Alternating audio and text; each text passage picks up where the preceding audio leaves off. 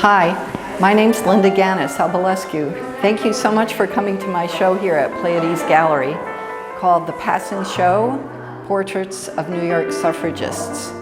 So the show is comprised of portraits of many well-known women that worked for the right for women to get the vote in 1920. The 19th Amendment was finally passed. And some are portrayals of many of the anonymous women that worked for that cause as well. Some are well-known, like Susan B. Anthony, Elizabeth Cady Stanton, Harriet Tubman, Sojourner Truth, and some are less well-known.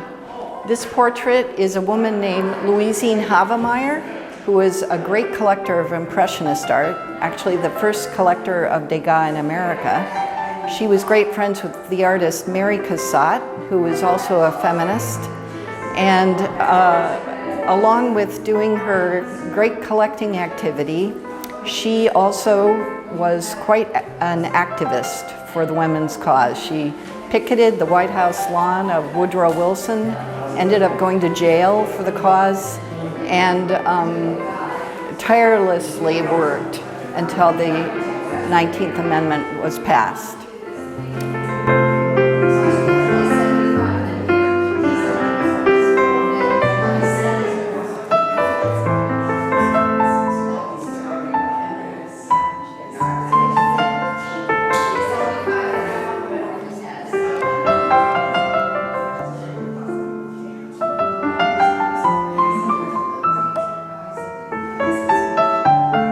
Some of the other women, this small portrait to her right is Enas Mulholland. She also marched in a lot of the suffrage parades, and she would ride a white horse and stand at the head of the parade. And most of the suffragists in the 1910s and 1920s would wear the suffrage colors, which included white, green, sometimes gold or purple. And one of the marches she took part in was in 1913, and it was organized by another suffragist, Alice Paul, who we'll take a look at. And it was planned to take place on the same day as Woodrow Wilson's inauguration to disrupt attention. So there were a lot of women working together as activists for this cause, and it couldn't have been done without the armies and throngs of women working all the time for this cause.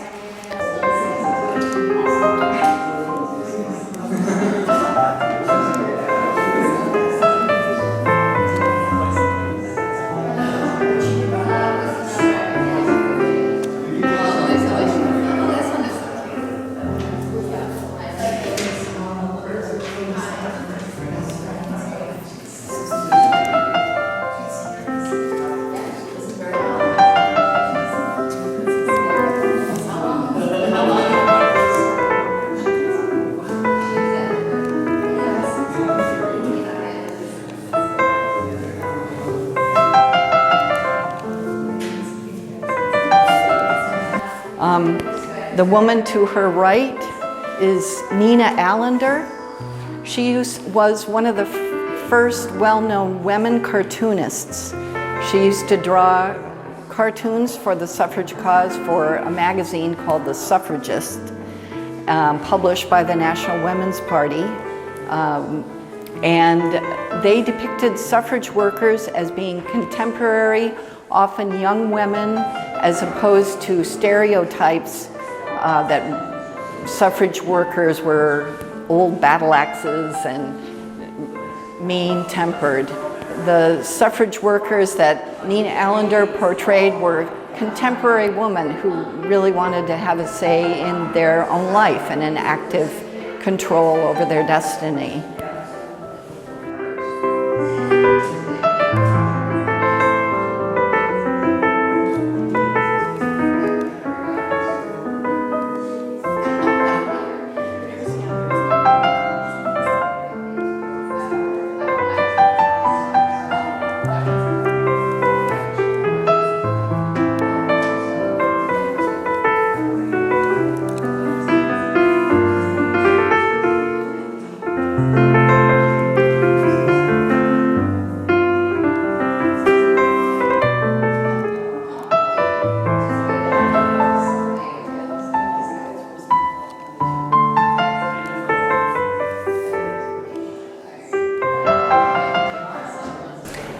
This portrait is of Alice Paul, who was born in New Jersey. She was a Quaker. She was perhaps one of the most radical suffrage workers and really knew how to recruit many of her friends and reach out to everybody across classes.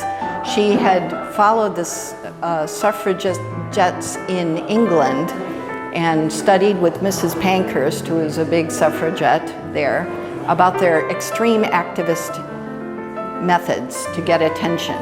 She and her cohorts would picket on the White House lawn. She was actually jailed several times and went on a hunger strike, was force-fed, and in spite of that, she never gave up fighting for the cause of women's suffrage and was instrumental in getting the vote passed in 1920.